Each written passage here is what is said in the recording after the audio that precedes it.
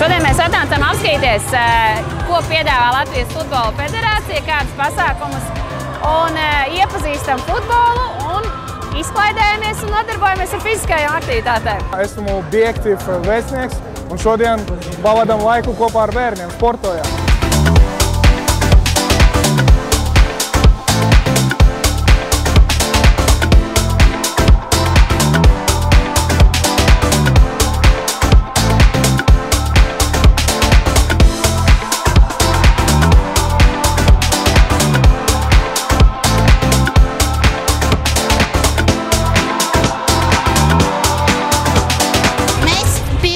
Stafetes, mēs ripinājām milzīgu bumbu un mēs žonglējām.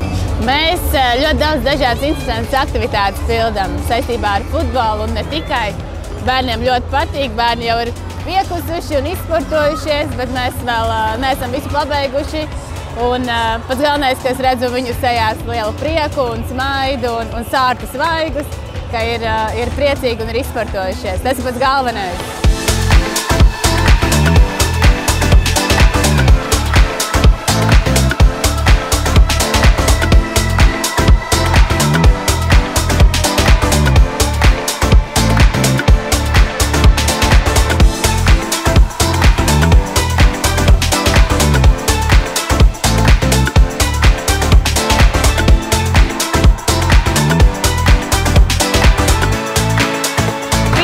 Tas ir izgājiens un izbrauciens no skolas, tas dod klases vienotību, salietētību.